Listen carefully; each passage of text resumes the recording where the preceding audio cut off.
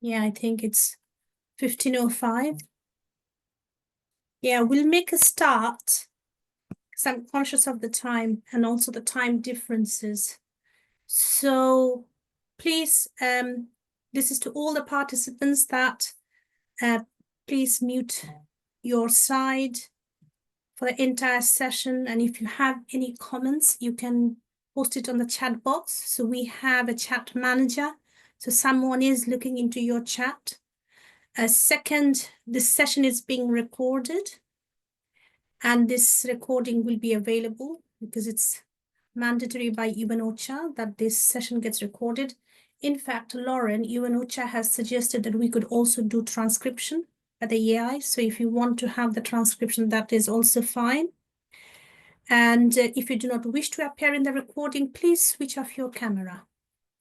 Okay, and we will have a photo shoot when we start the session. So if you do not want to show your face, please turn off your camera. You are most welcome to do that. There's no obligation for you to keep that camera on. And each session is timed. So that we remain within the time constraint, which is 90 minutes for this session. We can move on to the next slide.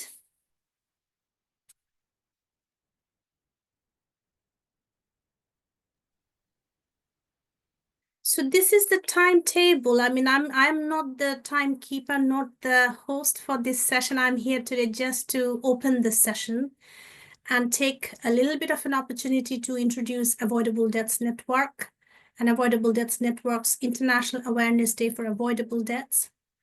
This year, the UN OCHA's conference, which is the Humanitarian Networks Partnerships Week, coincided with Avoidable Deaths Network's Global Campaign Month, which is the whole of March. So this is why I am just taking a little bit of an opportunity to introduce about Avoidable Deaths Network and our global campaign. But otherwise, this session actually belongs to Dr. Ranjan Datta and Mount Royal University and his very valuable speakers. So the session belongs to them and they will be running the session, but I'll just take 5 minutes maximum and then pass it on to Dr. Ranjan Datta and the co-chair, Dr. Arifatul. So first of all, a big welcome. This is our first session at the UN OCHA's conference. We are running 5 sessions, and today the UN OCHA's conference began in Geneva. So it's taking place in person, also virtually. But this session is delivered virtually. We do have 2 in-person sessions. Those 2 in-person events are taking place next week, Monday and Wednesday. So this is part of the OCHA conference. And yeah, with that note, I want to introduce a little bit about our Avoidable Deaths Network. And before I do that, my name is Nibedita Ray Bennett, and I'm Professor of Risk Management based at the University of Leicester School of Business. And I'm also the Associate Director at the Institute for Environmental Futures. And I'm based at the School of Business, and ADN is also based at Kansai University in Osaka. In my presentation, very brief presentation, I'll introduce ADN as I have repeatedly mentioned it. So Kelly or Lauren, if you could share the slides, please. The next one. So very briefly about Avoidable Deaths Network. So if we could go back to the slide, please. It's moved on fast. Yeah, that's it. Thank you. So on 12th March 2019, Avoidable Deaths Network, or ADN, was launched by myself and Dr. Hideyuki Shiroshita. We launched it at the 4th Global Summit at Kyoto University in Japan. So ADN is a global local membership network of experts, practitioners, researchers, passionate citizens, students interested in avoiding human deaths from natural hazards, naturally triggered technological hazards, and human-made hazards in low and middle-income countries. But we also look into high-income countries like Japan and India, Japan and the UK, and Ranjan is based in Canada, so these are high-income countries. So we have more than 1,000 members across 94 countries. And ADN exists to help policymakers, researchers, practitioners, and at-risk and high-risk vulnerable populations make better decisions to save lives and reduce injuries to achieve sustainable development. We understand that avoidable deaths are premature deaths that could be avoided through tailored, preventable, treatable, and risk governance measures. So we can move to the next slide. So with that note, very quickly about the global campaign, which we call it International Awareness of Avoidable Deaths, also IAD for AD, also known as Avoidable Deaths Day. We celebrated it on 12th of March, but as I said, we have members across 94 countries, so it is difficult to do that. So the whole month of March, our global campaign is celebrating the global campaign. So we basically launched this global campaign on 13th March 2023 in the city of Izumiotsu in Osaka in Japan, in collaboration with the city's mayor, Mr. Minamide Kenichi, and the then head of the United Nations Office for Disaster Risk Reduction, Ms. Mami Mizutori. The global campaign is celebrated annually. We invite you, we still have the month of March going on, so we invite you to celebrate this global campaign. And if you think it's too late, you can join us next year. So it's a 10 years global campaign, and we would like to celebrate this global campaign, not only in cities, but also in small towns, villages, and it's happening across the globe. So as I said, it's a 10-year global campaign. After 10 years, which on the 11th year, we will drop the term awareness, and we will just call it International Day for Avoidable Deaths. We can move to the next slide. Yeah, these are just two pictures. On the top, you could see the city's mayor, Minamide Kenichi, and the bottom picture is the day in the city of Izumiotsu when we launched the global campaign. So we can move to the next slide. Okay, so the purpose of the global campaign is basically fourfold. First is to raise the visibility of disaster deaths, especially indirect disaster deaths and missing persons. Second, through this global campaign, we also like to increase the visibility of the causes and circumstances that lead to disaster deaths so that context-specific interventions can be put in place to save lives. Number three, to promote through this global campaign, we're also promoting the slogan called Disaster Deaths Are Avoidable. They are avoidable through preventable, treatable, and risk governance measures, which you could see on the right-hand side, the figure. That's our avoidable deaths framework figure. And finally, through this global campaign, we also want to raise the visibility of the lives that has been saved and reflect on the achievements of saving lives. And this year, we launched a new award, ADN Award, which is called ADN's Hero Award, who are doing absolutely amazing, innovative implementations at grassroots level to save lives. And this year, the ADN Heroes Award went to Tahira Khan in Pakistan. She came up with some absolutely frugal innovation in saving lives from well fall in the suburb and the rural areas of Pakistan. We can move to the next slide. So we have a theme of our global campaign. So last year was do one thing. This year we maintain that global campaign thing is do one thing, just one thing. Only one thing you just have to do. And it could be anything. It could be a rally, could be a seminar, could be a competition, could be writing poetry, anything. So we do not really prescribe what could that format look like.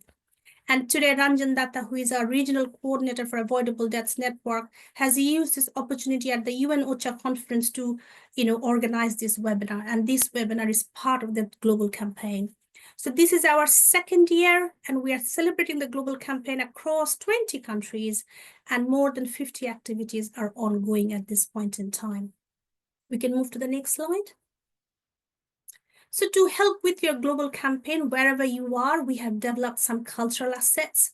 These are available on our website. You can download them. We have 13 key messages. You can cherry pick the key message that is relevant to your context. We have these graphics on the right-hand side, which it's called Disaster Deaths Are Avoidable. We also have a hashtag Avoidable Deaths Day. So we request all our global campaigners to use this hashtag. And we also have a digital tile for IAD for AD. We also have dynamic toolkits if you want to understand the causes and circumstances that lead to avoidable deaths. So we have these different varieties of cultural assets that you could download it free of cost. So we can go to the next one. And this is my final slide, and after that, I will hand over to Ranjan. So why is it important to reduce disaster deaths? And I think it's partly because the burden of disaster deaths are largely carried by the vulnerable sections of society. So this is the most disadvantaged population. So, through this campaign and through Avoidable Deaths Network, we try to redress the social injustice that's ongoing in different countries and contexts. And second thing is that reducing disaster deaths also gained traction in 2015 after the Sendai framework announced the 7 global targets. And the first 2 global targets are about reducing disaster deaths, that's target A, and reducing the number of people affected by disasters, which is target B. And both these targets need to be met by 2030. And these 2 targets cross-cuts many sustainable development goals. For instance, 3, 11, 9, 16. The global campaign directly contributes to the Sendai framework and the Sustainable Development Goals, and also it has the potential to bring the causes and circumstances that lead to disaster deaths to the forefront. And furthermore, a better understanding of the causes and circumstances of avoidable disaster deaths can catalyze systemic change at national and local levels. So we can move to the next slide. So if you have not if this is your first time you're hearing about Avoidable Deaths Network, that's okay. You can always visit our website. You can follow our social media. We are quite proactive on LinkedIn. And as you would know, maybe many of you would not know that ADN, it's not an NGO, it's not a trust. It's just based at 2 universities and it's run by our students and volunteers. So it might not look professional, but it is our amazing students who are leading the show, they're carrying the whole load of ADN's activities. So yes, please follow our LinkedIn, Instagram. They're all led by our students. And you can also follow our global campaign, which is ID for AD. And I think with that note, I'm going to stop and invite Dr. Ranjan Datta and his co-chair, Dr. Ariful, to deliver their amazing session, which is called Land-Based Approach to Address Human-Induced Disaster Adaptation. And I think it's going to be absolutely amazing.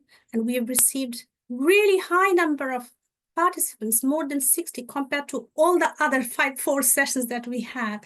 So I think with that note, I'm going to hand over and thank you to everyone who has taken part, worked hard behind the scene, and also to the participants for taking the time and joining us for this really meaningful and impactful session. So thank you, and over to Ranjan.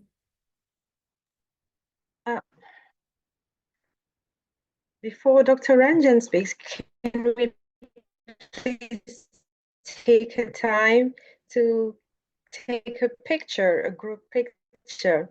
I would request every participant with their brightest smile, please, for a minute. Thank you.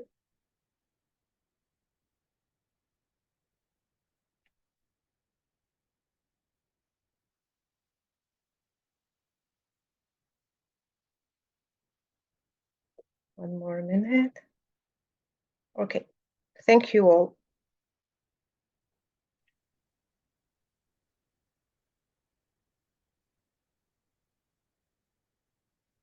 Okay. Thank you, it's done. Thank you. So thank you so much, particularly Dr. Nivedita, Dr. and Professor Nivedita, for giving us this opportunity. We are so grateful for having this platform to share our perspective that we are doing. So as you can see, my name is Dr. Ranjan Datta. I am a Canada Research Chair in...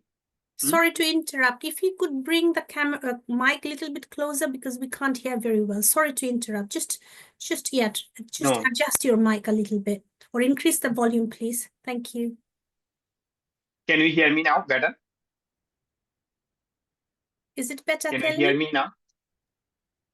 Yes, it is better. Thank you. Okay. Okay. Thank you. Sorry for that. So thank you again for the opportunity. We are really grateful, Dr. And Professor Nivedita and the team that have been doing very hard work for creating this platform. As you can see, I'm Dr. Ranjan Datta, Canada Research Chair in Community Disaster Research at Mount Royal University, Canada. So we decided to talk about land-based approach to address the human-induced disaster adaptation. So I would like to give some overall glimpse why we think we need to bring the land-based approach. We have been working almost 17 years with various indigenous and minority communities. Those have been actually strong adaptation capacities from thousands of years. So many communities that particularly we work in North America. Currently, I'm situating in TD7 territory, that means indigenous land in Canada. And I born and raised minority community in Bangladesh. Those who have been displaced, tortured, and facing ecocide and genocide every day to protecting their land-based practice. And land-based practice in particular has been sustainable for thousands of years. The colonial ways of understanding, even colonial ways of education in the university that we are getting trained, we were not learn how to respect and incorporate those land-based learning into our disaster management or disaster practice. So many communities that we have been learning, particularly indigenous community in Canada, Bangladesh, and also some part of the Africa, they said our question of how do we understand disaster is a colonial ways of understanding. Because when we are talking about disaster without talking about indigenous land, right, indigenous traditional ways of cultivation, actually we are hiding the real problem. That's why our one of the important approach to talk about why, how, and why community thinks what is the disaster mean for them, particularly in Canada, without talking about residential school impact. Those who have been actually forcefully um, push back the traditional land-based practice, or push back their life from their language, culture, land, water, everything. When we are talking about sustainable development, actually we are recolonizing the traditional knowledge or exploiting the indigenous people knowledge, not to incorporating the disaster management. That's why it is important for us. Actually, it's responsibility, political responsibility, personal responsibility, collective responsibility to bring land-based approach into in our transformation. Particularly, if we as a researcher cannot decolonize ourselves, the way we think, the way we learn, the way we do, then everything will remain tokenization.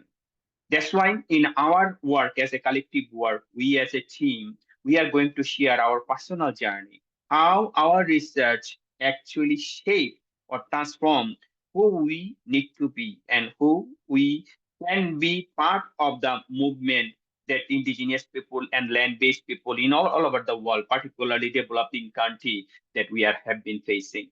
So with that, I would like to request to start sharing some of our research perspective. And remember, those who are here in this audience, decolonization is not just we are presenting or we have done it. It's a lifelong process of learning, unlearning, and relearning. And we are the still beginning of in this process.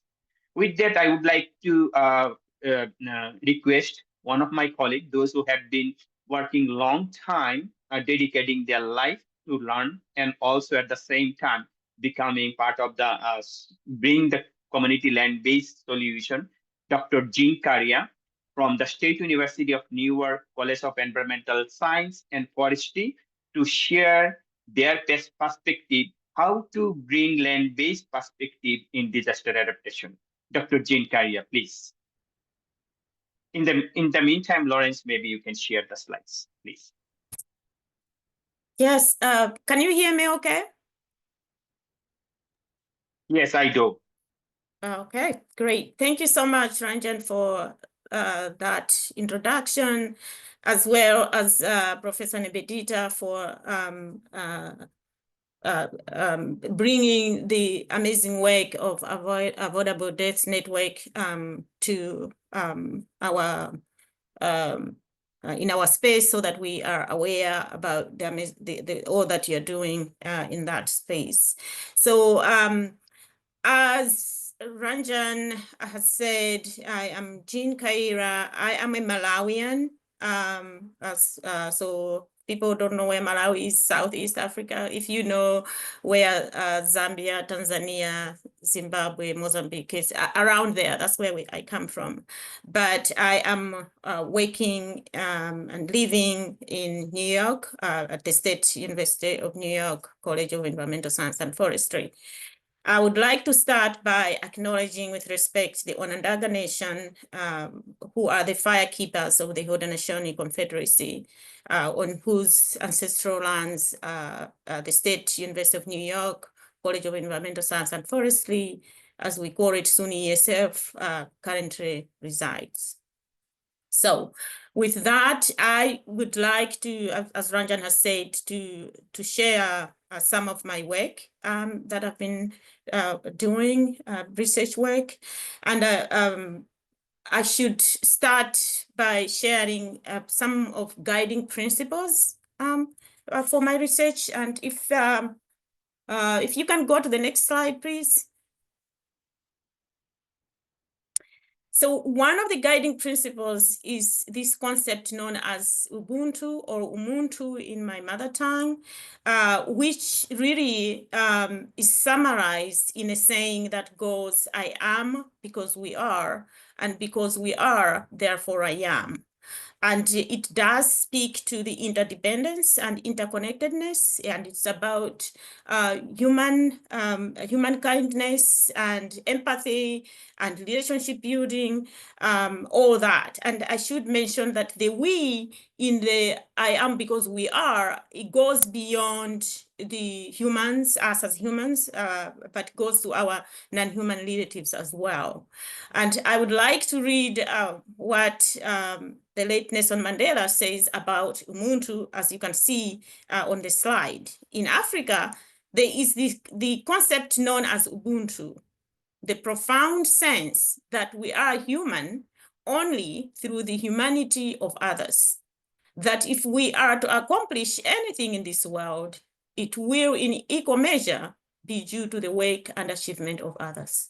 So I want to emphasize that that is something I grew up with, and that is something that I carry with me as I do in research. And another principle is related to, connected to Ubuntu, but related to the Canadian scholar Sean Wilson, who has written amazing work around research as ceremony, which really emphasizes relationships and relational accountability that we have to pay attention as researchers. And similarly, Ranjan talked about decolonizing and decolonial work. That has to be center and really guide everything that I do as a researcher, just because of the persevere and perseverance of the ever-present acts of colonialism that are almost in every essence of what we do. So as researchers, I have to be reminded, like, how is my process decolonizing? How am I making sure that what I do is not enacting the colonial mentality? And like Ranjan said, it's not something that you do once and then you say, I'm done, I'm fine, but it's a constant. So all the time, questioning and making sure that I pay attention to that. So I'm going to share the research that I've been doing in my home country. So if you can go to the next slide. So I work with two communities that live around a protected area in Kasungu National Park, and I've been working with these communities in since 2019. It started with wanting to learn about their perspectives on elephant conservation, and then which led to kind of like, well, you've all been talking about how the impact of the elephant conservation, one of the major aspects that they kept on sharing was the changing climate and food security and stuff like that. So I approached this aspect, this second research in this community using a land-based approach. And as you can see, my question was using a land-based learning approach involving the youth from these two communities. How are the communities affected by climate change? And how are they addressing the impacts at the community level? So I was curious about that. And I will just describe briefly the land-based approach. If you can go to the next slide. So I had 8 youth, 4 from each community. They were selected by the chiefs in those communities. These youth attended the first community meeting that we had, and we talked to 10 elders, 5 from each village. And the way we approached this work was, I was not the main, kind of like the only sole researcher. I worked with 2 officials from the Kasungu National Park. So they were part of my research team, and we explained to the kids, to the youth, what the activity is going to be like.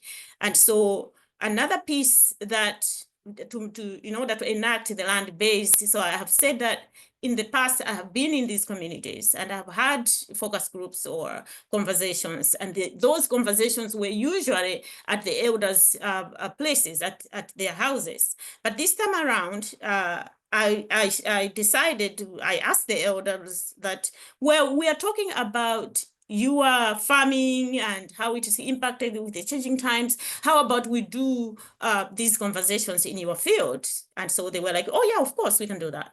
So we had those conversations in their fields, and the kids, all the youth, they joined and they took notes, they asked questions, and we asked them to record. And after each,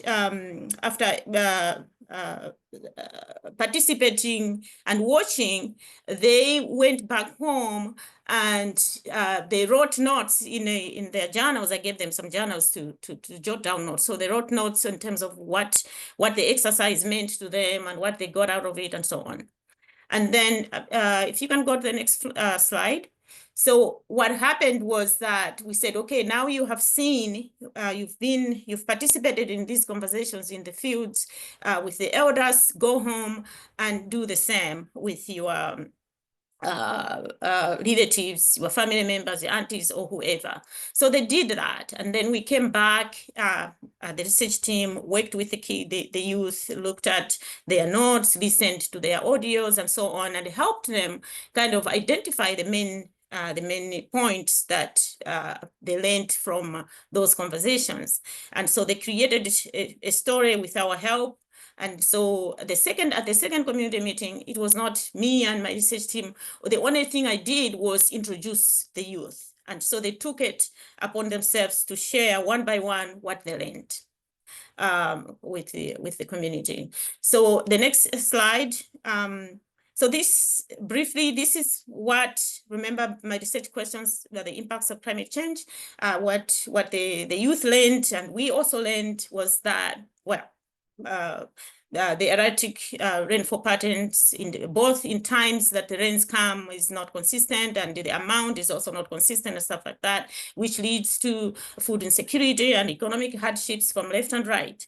But also they talked about the cultural practices that they used to do, kind of like having ceremonies after they do harvesting. They don't do those anymore. And also one thing that was very clear was the loss of traditional crops and the local varieties. They're not there anymore. They are growing maize, which are seedlings from Monsanto, and they cannot save those seeds as seeds to replant next time. So those were the impacts that they are experiencing, but they're not just sitting there. They are doing something, actions. So in terms of local actions, if we go to the next slide, this is the last slide. So one thing that was clear from, even from the 2019 conversation that I've been used to have with them, was where we have to go back to things that we used to do in the past that we learned from our grandparents and so on, which is let's plant indigenous trees in the field. So you can see some of the photos there. They have indigenous trees in their fields. And also, this monocropping thing is not helping, because when Monsanto came, this mosaic planting where you were intercropping maize, beans, and squash, that was the system. But then with Monsanto and the structural adjustment programs, people were told, well, you need to have monocropping so that you can grow corn within 60 days. It's done, and it's efficient, and you make more money and stuff like that. So people are saying, no, we need to go back, and we need to plant drought-resistant crops. You can see in one of the photos there that you have cassava, and that's how growing up in the village myself as a young kid, that's how our fields looked like. There was no monocropping. Anyway, so they are thinking of going back to those practices, and also diversifying farming, beekeeping, and maybe animal rearing. Some people are rearing pigs and goats, and I should mention that those are not are supported by non-government organizations that are coming in to support with irrigation as well. It's the same. They are given support of treadle pumps to use. But also they said, well, we can't go back. We know that for sure. We just have to adapt with changing times. We can't rely on the science that we used to. We have to adapt. But also they want to reintroduce some of those cultural practices that were very meaningful to bring people together. Yeah, so how am I doing on time? I think I'm all set. I can stop there if it's okay. Yes. Okay. Yes. So that's what I wanted to share. Yeah. Thank you, Dr. Jean Carrier. This is an excellent way to showcasing how you and your research team have been taking the leadership to transforming who they are and how to take responsibility to reclaim their traditional ways of regrowing and also self-determination. Thank you so much. I know it's very short time to showcasing this important work, but we are very grateful that we have started. Now I would like to request Dr. John, the social science research funded postdoc fellow from the Mount Royal University, to share his approach about how to showcase Black community perspective in climate adaptation from the traditional way. John, this is you, please. Lauren, would you please share the John slide?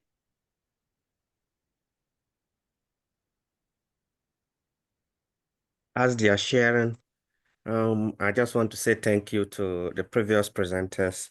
Thank you, Jane. Thank you, Ranjan and Professor, for opening up this very well. I'm a Sheikh postdoctoral fellow with Ranjan Detta as my supervisor at Mount Royal University. What I'm sharing with you today is part of the work we've been doing. Can you hear me, Ranjan? All good?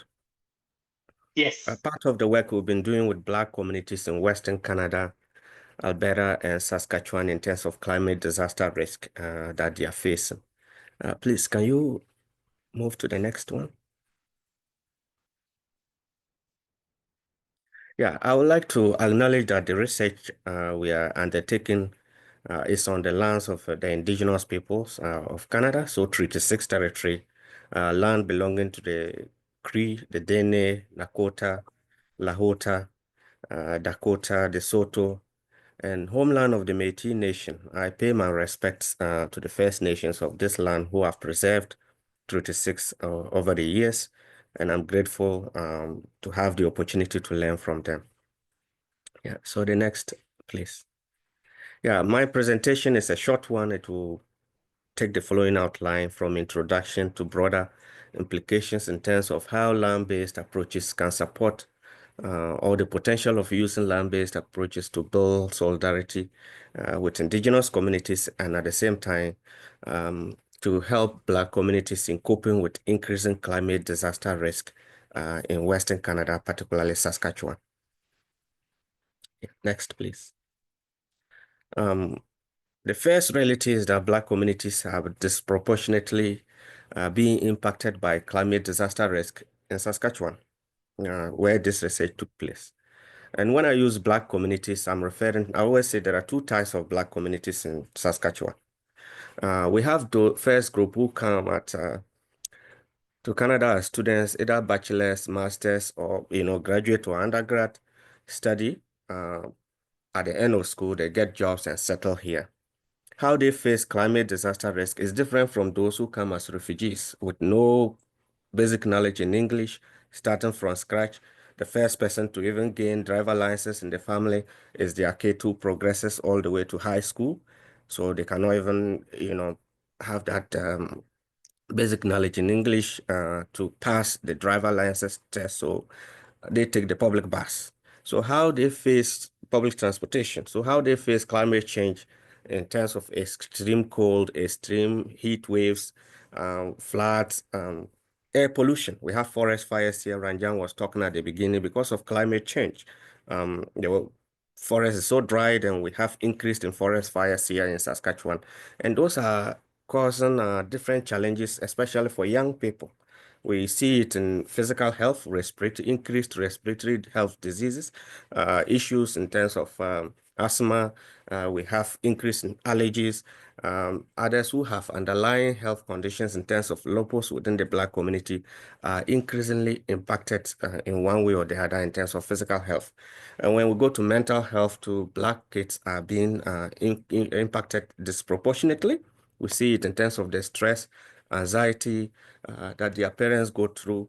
I'll give an example. I always like to give this example of transportation, where you have to stand outside in the cold, extreme cold of -40 for almost 30 minutes, waiting for public bus to go to school. These are all challenges and they are impacting the Black communities here in Western Canada.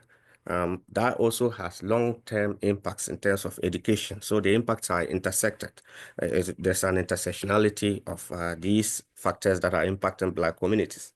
So a Black kid who plays an instrument in school, the parents cannot afford to have one at home for them to practice. So they have to bring the instrument from school all the way to the house, which is heavy.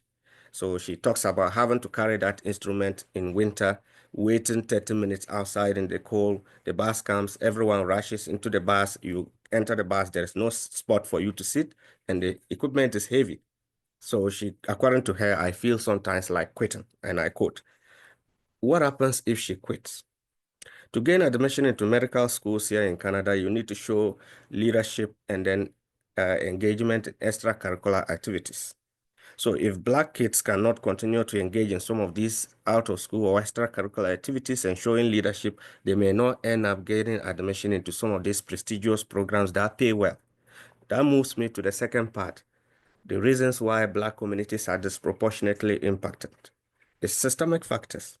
If you look at poverty rates in Canada, 12.4% for Black communities as compared to 8.1% for the general population. And this is what is also being seen within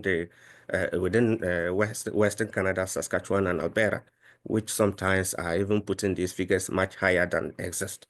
So these are some of the systemic factors that are limiting Black communities from adapting to climate change and preventing them from having access to resources.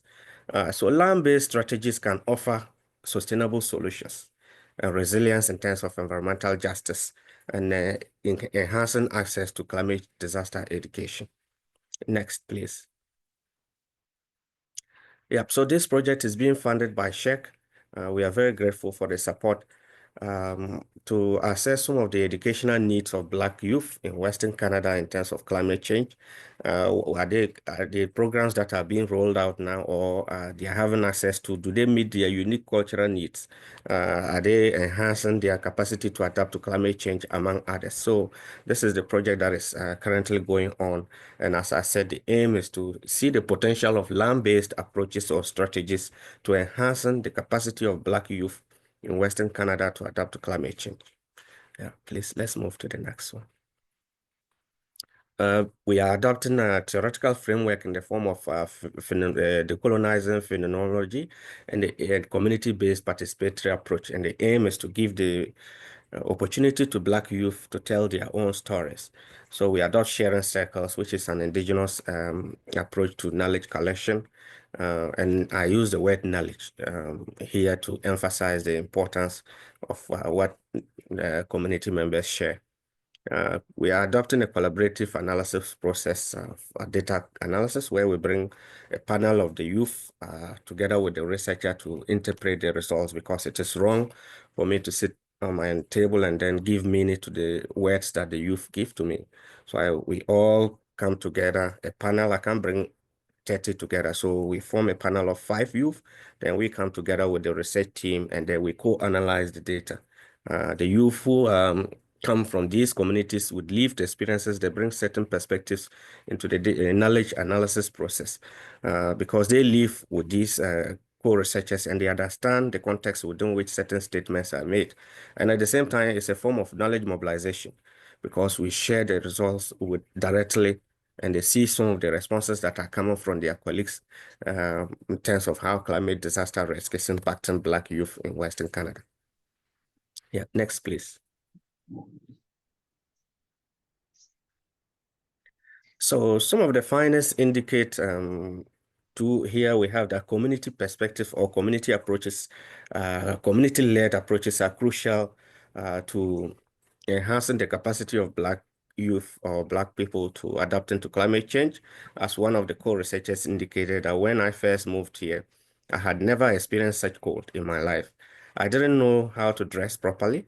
I struggled to stay warm. I had to rely on friends and community members to teach me about layering. So this is where the community comes in. It's very crucial.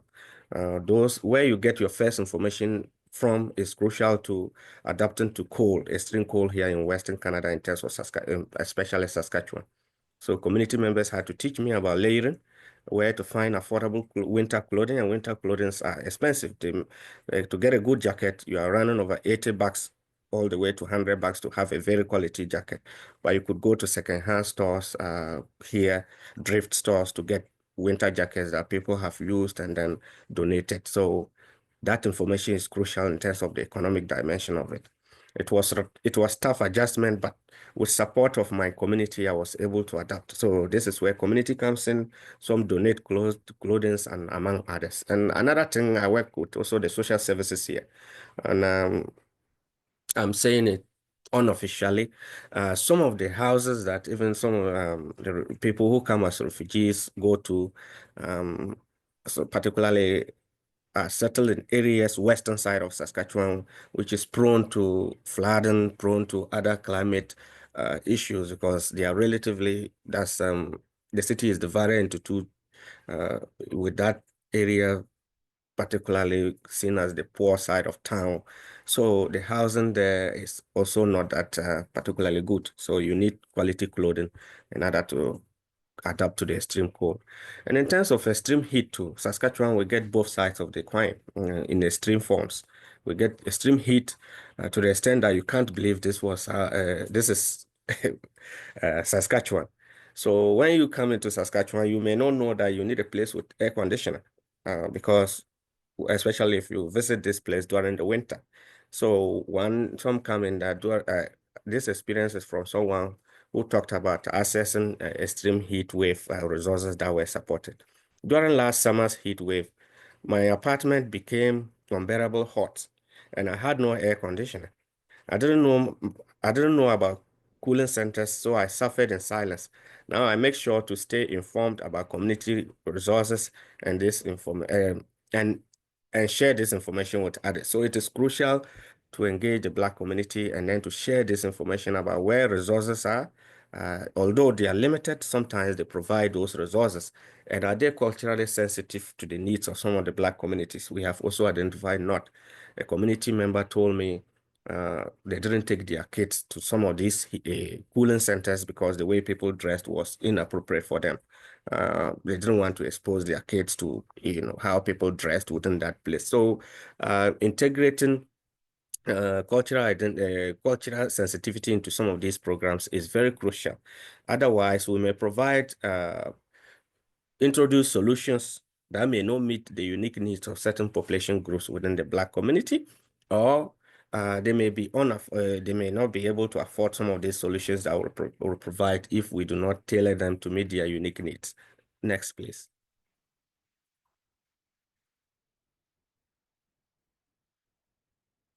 Can we move to the Okay, thank you so much. So in conclusion, land-based approaches matter a lot, and they offer a potential for building, as I said, solidarity with indigenous people in terms of addressing some of these climate challenges, given that Saskatchewan and Alberta, particularly, are among the major contributors to greenhouse gases here in Canada, due to how Saskatchewan still uses coal in terms of generating electricity, the power. And then Alberta to similar with oil, tar sands, among others. So land-based approaches are crucial to addressing some of this increasing climate disaster risk that the Black community is facing. It can lead to community-led adaptation strategies that can ensure self-sufficiency in the long term. Again, it can enhance cultural relevance in education, which is crucial. The types of climate disaster educational programs rolled out now do not meet the unique needs of Black communities and their histories. Land-based approaches or strategies offer this opportunity to integrate Black histories into climate disaster education. Again, community-led disaster preparedness is crucial in terms of training for Black communities and ensuring that Black communities have access to the knowledge and resources to respond. And that is where we center our research, providing community resources in terms of information guide to community members within the Black community on some of the resources available to them in adapting to increasing climate disaster risk. Next, I think this is my last. All right, thank you so much. This is what time will permit for now. Thank you so much, Dr. John, for sharing your critical research that you have been doing for a long time. And Dr. John also have been leading a couple of other research projects focusing on how to bring indigenous land-based perspective for their water resiliency, health, adaptation, and other issues. Thank you, John. Now I would like to request Dr. Rajmoni Sinha, assistant professor from North-South University, who has been actually doing long work on reclaim land-based perspective on focusing on their own community, particularly Manipuri ethnic community of Bangladesh. Dr. Rajmoni Sinha, please.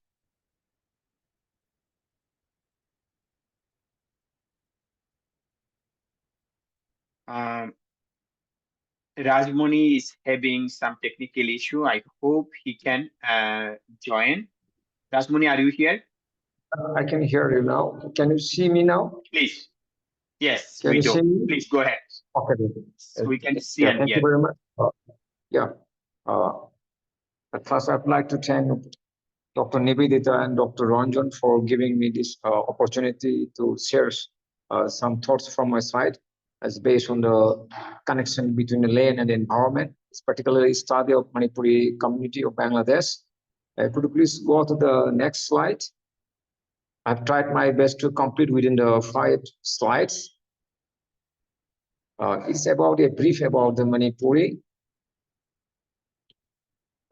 This presentation tries to understand the connection between the culture, land, and the environment. Manipuri is one of the ethnic communities of Bangladesh. As I have mentioned before, the population is less than 30,000. They are living in the northeastern part of Bangladesh, which is Sylhet. And can you move to the next slide, please? Next slide talks about culture, land, and environment. Manipuri culture is interconnected to land and the environment. For example, daily livelihoods and practice are connected to land and nature. And land is an integral part of the Manipuri culture. Land is treated like a mother, and sky is treated as like a father from the perspective of Manipuri community.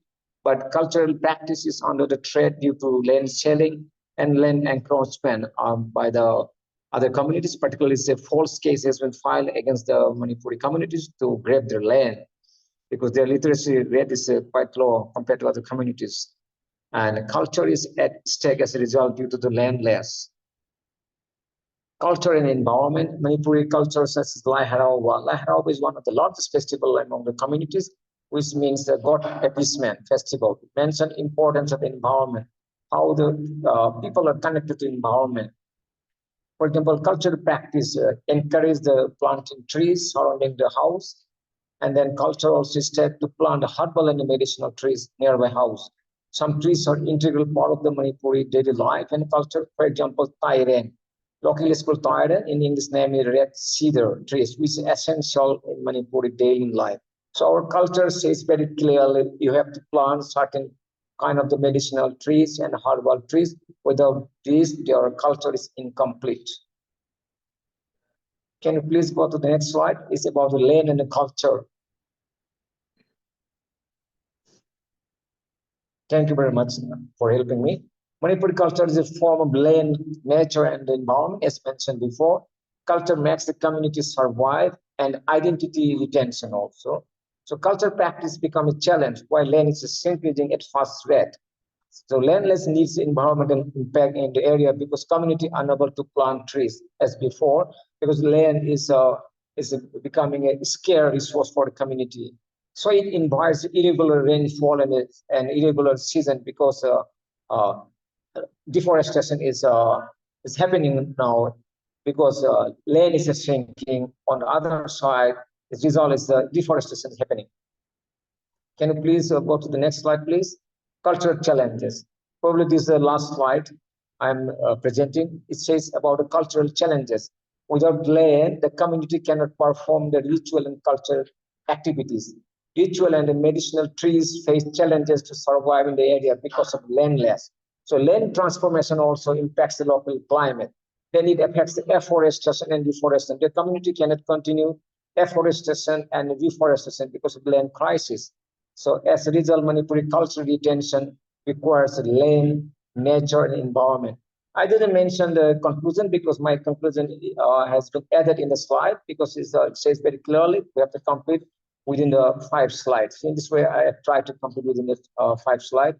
Thank you very much for giving me the time and for your kind question. Thank you, everybody. Thank you, Dr. Rajmani Sinha, for your critical work for your community and overall bringing the land-based perspective. Why land rights or land issue is critical to bringing climate adaptation is so important. Thank you so much. Now I would like to request Dr. Arifutul Kibriya, Associate Professor at American International University of Bangladesh, who has been bringing decolonial feminist perspective into the reclaiming land in her work. Sorry, we are rushing because we know we have a time limitation. So thank you so much for understanding. Dr. Arifutul Kibriya, please.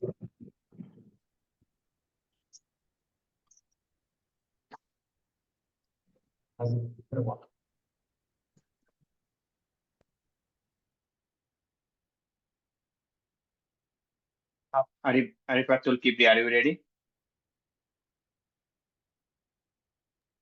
Oh, yeah. Sorry, I was muted. I didn't notice. Thank you, Dr. Ranjan. Thanks, Dr. Nivedita, the organizers, the presenters, and those who are present today. My title is Land-Based Approach to Address Human-Induced Disaster Adaptation, the case of Chittagong Hill Tracts, Bangladesh. Next slide, please. Next slide, please. If you go to the next slide, this is the map of Bangladesh. No, the previous, yeah, this one. This is the map of Bangladesh, and as my discussion topic is the CST Chittagong Hill Tracts, the yellow part, this is the Chittagong Hill Tracts, the southeastern part of Bangladesh, which is mostly the 3 sides surrounded by the India, and the lower part is surrounded by the Myanmar. And in Bangladesh, there are about 80 indigenous peoples, but I'm going to talk about the CHT, Chittagong Hill Tract issues, because nowadays climate change, disaster adaptation, and mutations are the topical issues.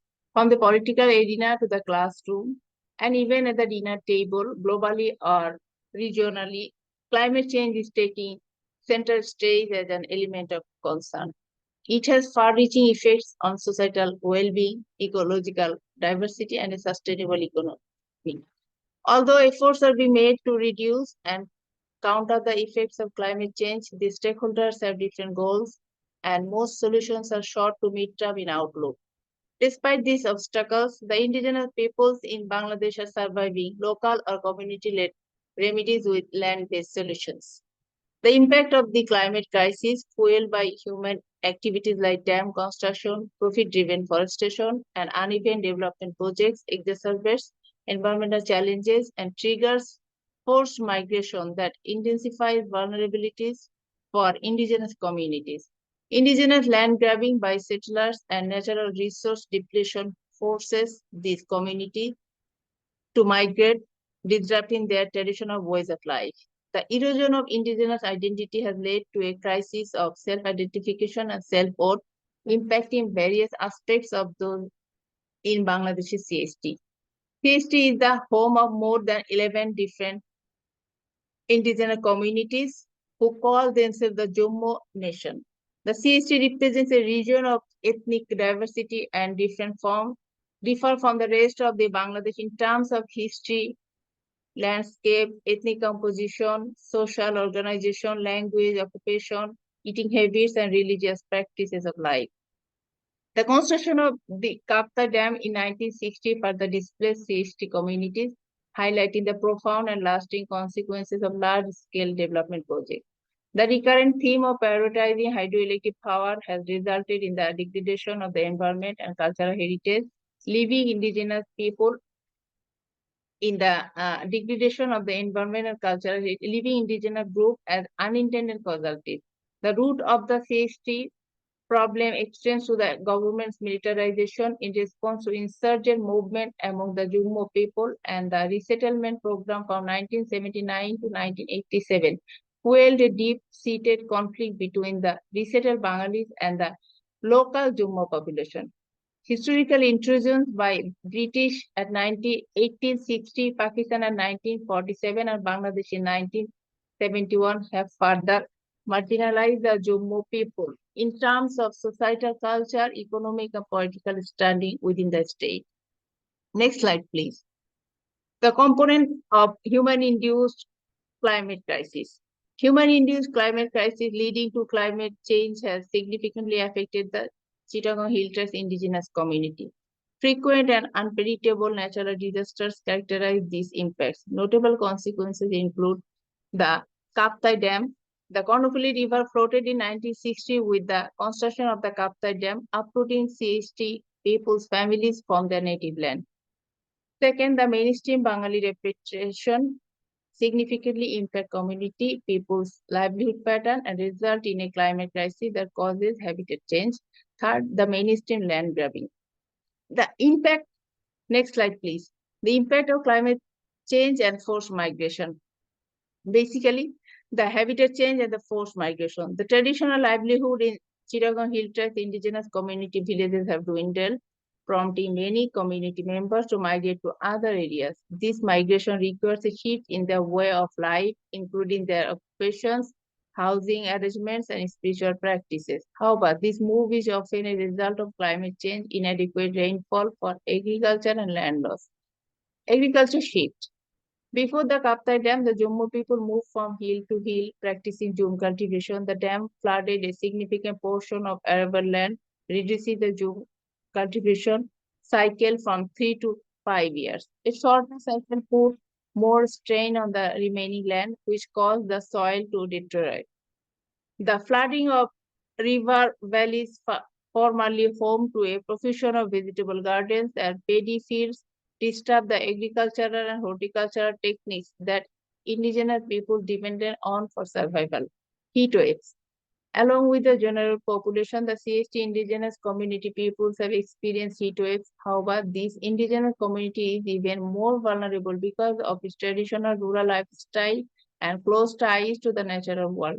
Rising temperatures attributed to environmental changes and increased carbon dioxide levels are causing heat waves. Factors contributing to this phenomena include bare land, lack of flora and fauna, and potential divine causes. Health impact and abnormal weather. The altered weather patterns featuring heat waves Heavy rainfalls and unpredictable weather conditions have taken a toll on the health of the CHT indigenous community. They describe sufferings from skin conditions, rashes, and itching, as well as psychological sufferings. Since these people are part of the workforce, they must contend with unfavorable weather conditions, which can lead to mental distress and frustrations. The situation presents a significant challenge considering these individuals migrated to the town for employment. Surviving in the town is financially demanding, making them need to continue working. However, the impact of climate change on their health and workability threatens their survival in the town. Next slide, please. Community engaged and community-led suggested solutions. Please keep a little bit in the previous slide. Again, the previous slide, please. Addressing the climate change challenges, the CHT indigenous community faces calls for local-led adaptation strategies that empower indigenous communities to become more effective decision makers. This involves investing in local institutions to enhance their capacity and disseminating information about climate risk in local languages. Several community-led solutions are community and environment-friendly project to reduce migration. Quote, dam represents a false solution and will only distract us from making true progress in addressing the climate crisis, unquote, elucidate and a respondent. Another respondent stated, quote, as more of the world slowly begins to wake up to the risk of the hydropower, it is our collective responsibility to recognize the harms of past projects like the Kapta Dam, which continue to the present day, and to prevent cycles of destruction from continuing with future projects, unquote. Spirituality practice. The traditional CHT indigenous communities are transforming due to various socioeconomic factors. They have adopted elements from other communities, particularly those who have migrated to the town. These changes are progressively reshaping the social structure and dynamics of the CHT community. The absence of formal land ownership recognition for indigenous communities in Bangladesh further limits their agricultural practices, often forcing them to work as day laborers for meager earnings. Indigenous agricultural practices known for their sustainability and ecological benefits are becoming less prevalent, causing concern among the CHT indigenous community people. Land rights, Jum cultivation, and customary rights. The land rights of indigenous people in Bangladesh continue to be one of the alarming issues and a key factor in serious human rights violation in the country. Indigenous peoples' organizations have protested the growing number of human rights violations and demand protections, promotion, and respect for their human rights. The community expressed that land symbolizes respect and is not limited to fixed boundaries. Moreover, the land is regarded as a god for them. They said that they worship the land and get crops for their survival. But whenever they need to change their cultivation system, they feel uprooted from the land. Though in CHT there are plain land too, the Jum practitioners felt that Jum cultivation would remain in the land, which is a component of resolving the climate crisis. Customary law plays an important role of resolving the climate crisis. Customary law in Bangladesh many indigenous groups have practiced customary laws for generations. They have their customs and rituals that regulate their social disputes and climate crisis. On the same fervor, they also ask their traditional customary administration system to solve any chaos and local problems. Plantation, community collaboration, and awareness building. Understanding how important it is to maintain unity, CHT indigenous men and women have proposed working with funders, private companies, and government and non-government organizations. They contend that addressing climate change and its effect require a group effort, integrating scientific instruments and technology with traditional and indigenous knowledge that can improve indigenous groups' involvement in tackling climate-related issues. Next slide. Finally, the Jummo people have been in a developmental paradox.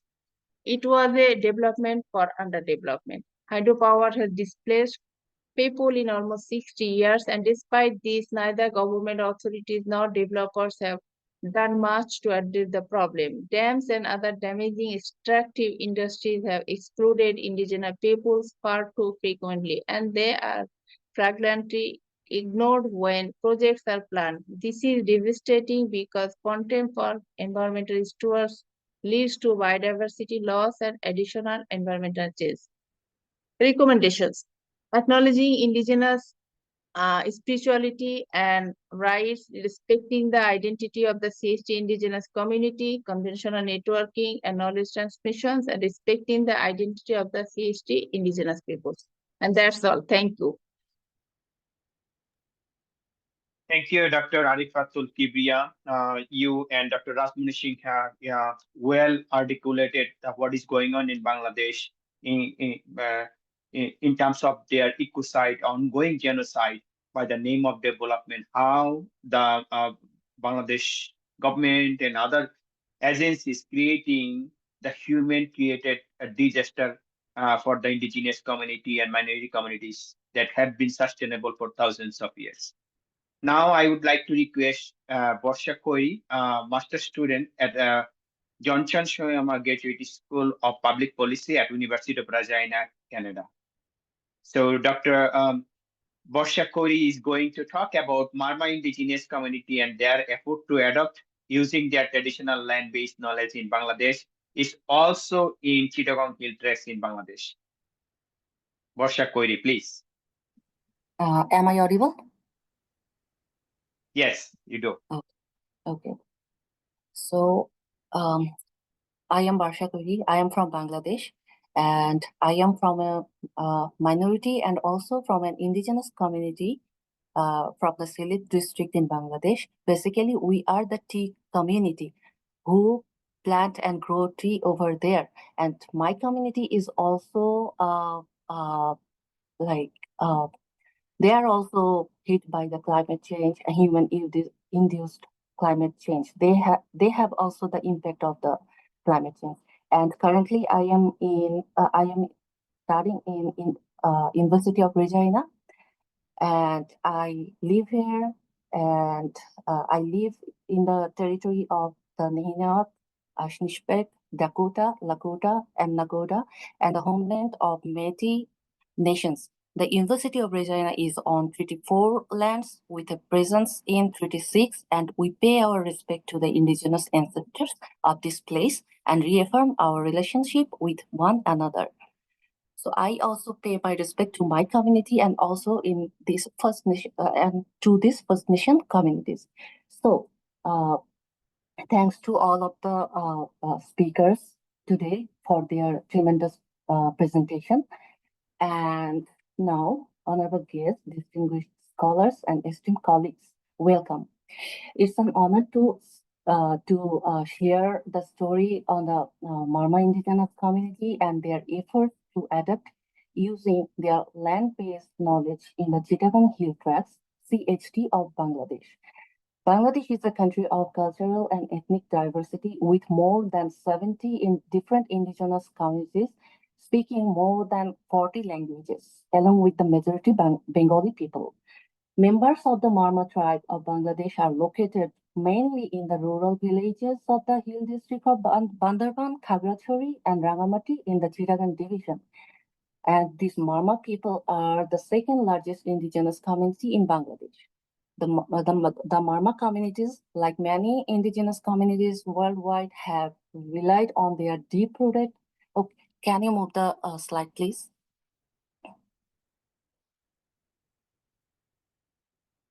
Yeah, I'm talking about the Marma indigenous communities. Thank you.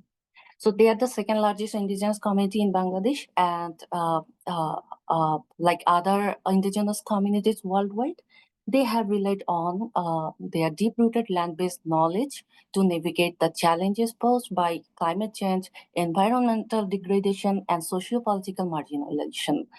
So this was like, it is the connection to their land and what challenges they are facing currently. So the Marma community people have a deep connection to their land that promotes harmony between human and nature. However, their land and culture are facing threats from deforestation, unplanned development, and climate-induced disaster. The history of land use in this region, including colonial and post-colonial policies, has often marginalized indigenous land rights, leading to displacement and environmental exploitation. The Marma and other indigenous groups have had to resist external pressure while preserving their way of life. For example, in their area, currently the tourism sector has been bloomed tremendously, and they are losing their land because people from other area are setting up different. They are doing their construction and grabbing their lands, and this also stop the water. Like these people collect their drinking water from the natural sources like rivers, hilly creeks. So this construction also stopping those fresh water to the people. So they are really in need of fresh water. And in those areas, the climate is also changed now. Now they have like extreme rainfall sometimes lack of rainfalls and like abnormal rainfall patterns, heat waves, and sometimes scarcity of water. Next slide, please. Yeah. So now let's get in deep on the effort to adapt using land-based knowledge. Despite these challenges, the Marma community people has demonstrated remarkable resilience by employing traditional adaptation techniques. Let me highlight some key strategies they use to sustain their environment and livelihood. The first one is sustainable land and water management. So the Marma community people practice zoom farming, which is a method shifting land for a few years before regeneration to prevent soil degradation and support biodiversity. They rely on jhiri streams, I mentioned earlier, that creek for water supply, which are threatened by threats like stone lifting and deforestation. They also are engaged in agroforestry, planting trees alongside crops to maintain soil fertility and prevent erosion. They recognize the importance of balancing agriculture and forest conservation for long-term sustainability, a knowledge passed down through generation. The second one is indigenous knowledge and disaster resilience. The Marma people have developed unique methods to mitigate natural disasters like landslides, flash floods, extreme rainfall. They build home using locally available materials like bamboo and thatch, and use traditional weather forecasting techniques to prevent environmental change. Marma resilience is also evident in their community-based disaster response system, where the entire community comes together to safeguard lives and property during crisis. These practices have been particularly effective in mitigating the impact of recent flash floods and landslides in the region. The third one is biodiversity conservation. So Marma community people prioritize forest conservation through customary laws that prohibit unsustainable logging and promote the preservation of indigenous plant species for food, medicine, and shelter. These practices protect biodiversity and ensure long-term land sustainability. They maintain sacred groves, areas of forest untouched due to spiritual and cultural beliefs as natural reserves for biodiversity and ecosystem balance. These practices are crucial for maintaining the balance of nature. The last one is cultural education and knowledge transmission. The Marma community is focusing on intergenerational transfer of traditional knowledge through storytelling, rituals, and cultural festivals. They aim to educate younger generation about land stewardship and sustainable practices. There's a call to integrate land-based indigenous education into formal schooling system to preserve their ecological wisdom. Education is crucial for Marma youth to continue traditions while addressing modern environmental challenges. Community elders can collaborate with teachers to create curricula that blend indigenous knowledge with modern scientific understanding. Next slide, please. Now I will talk about challenges and solutions. So what challenges they face while practicing their cultural and customs? the Marma people, despite their adaptation efforts, face challenges such as land disposition, lack of legal recognition from the government, and environmental degradation. Government policies also overlook indigenous knowledge in environmental management, and it's crucial to integrate Marma land-based knowledge into disaster resilience strategies. Modernization and economic pressure have led some Marma community people to abandon their traditional practices, highlighting the need for greater support to maintain their way of life while adapting to the changing world. Can policy be a solution? We must ask ourselves, how can we support the Marma community and other indigenous communities in their fight to protect their land and traditions? So I have some solutions. Legal recognition of land rights, incorporating indigenous knowledge into climate policies, investment in community-led conservation, raising awareness and advocacy. Next slide, please. Finally, the Marma indigenous community provides valuable lessons on sustainability, resilience, and harmony with nature. Their land-based knowledge is crucial for global solution to climate change and environmental degradation. We must respect, protect, and integrate their knowledge into environmental policy to ensure their survival and the sustainability of our planet.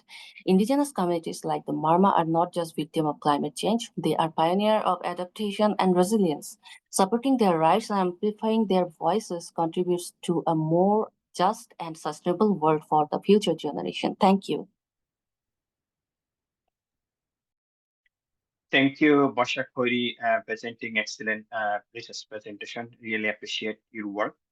As you asked the question, how can we be part of the solution or global movement of the disaster, reclaiming the land-based perspective, whatever work we are doing, how we can be tools for the community to solving the problem. I would like to request from the audience, we have 9 minutes for a couple of questions. Please open your mic or raise your hand and ask question.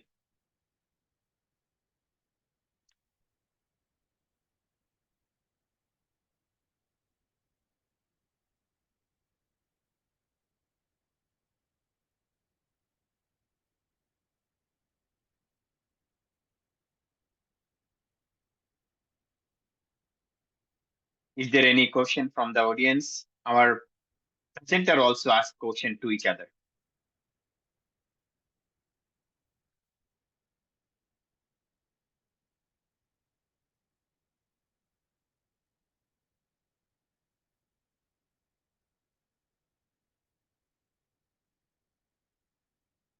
Okay, if not, I have a question to Dr. Jean Kharia and others.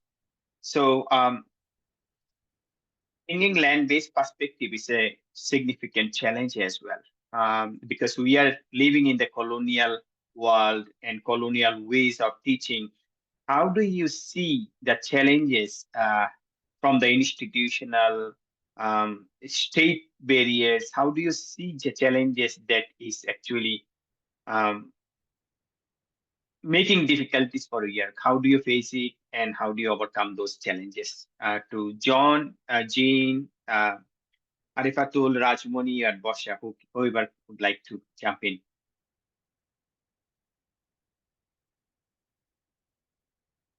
Maybe Jean Kharia.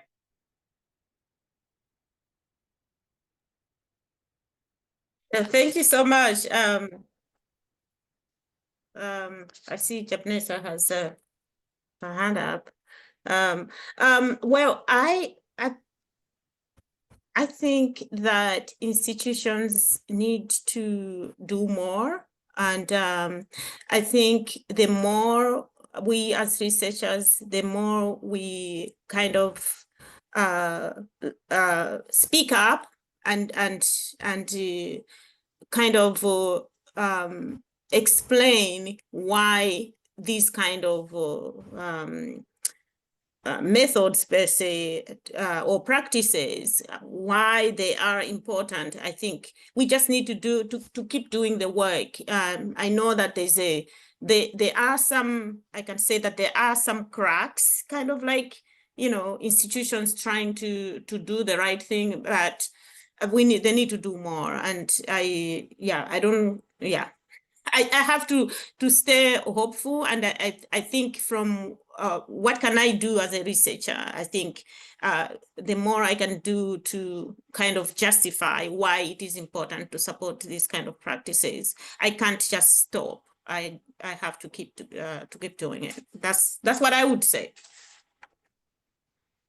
Thank you, Jean, for keeping us inspiring. Yes, we need to keep inspire us and also build a community that people, those who are hearing here, you are also part of the decolonial community, because you are hearing it.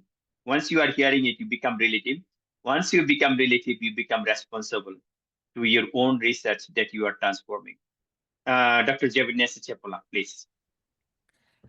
First of all, thank you so much. All the presenters, all presentations were very important, and that coincides with my research too.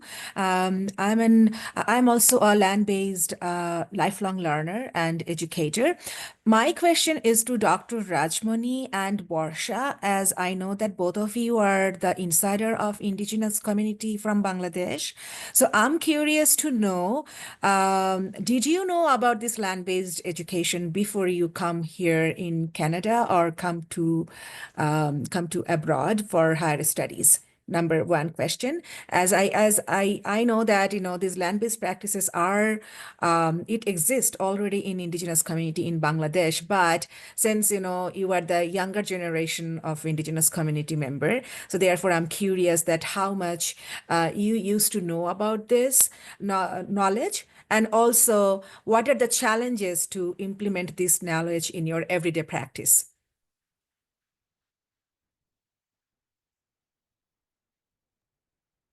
Whoever wants to go.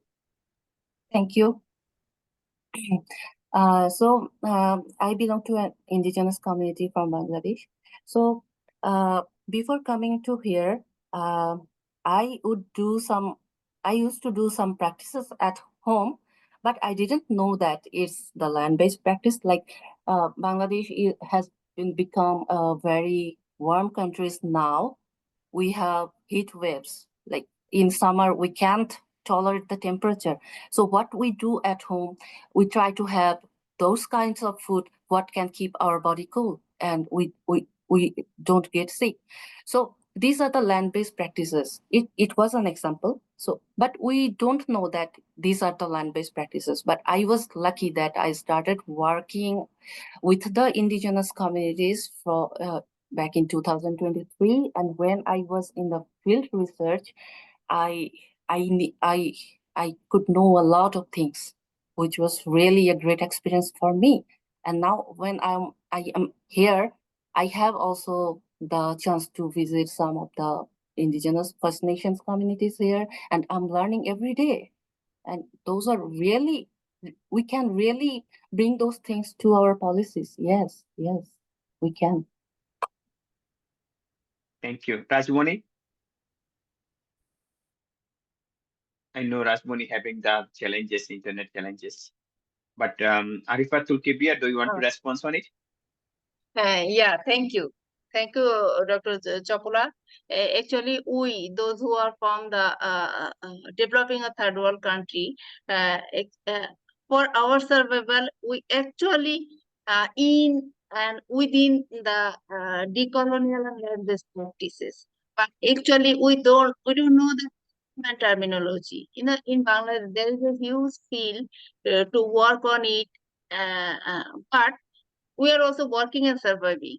Bangladesh is a multitude of problems country, and here many people are vulnerable in many regard, and we are vulnerable as the women. We are vulnerable among the vulnerable.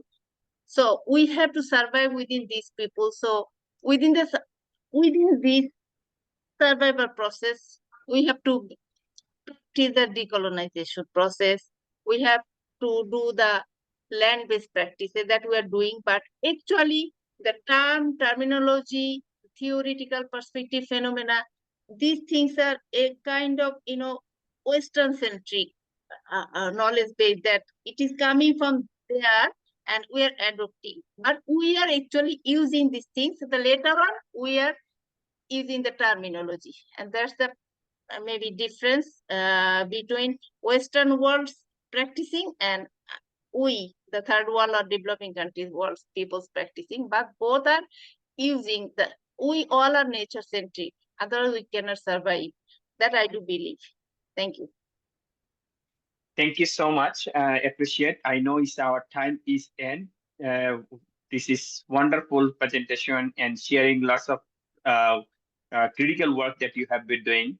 Please carry on your work and hope we will meet another time next year or other places. Please keep in touch. Now I would like to give back this opportunity to Dr. Nivedita, if not the Kelly.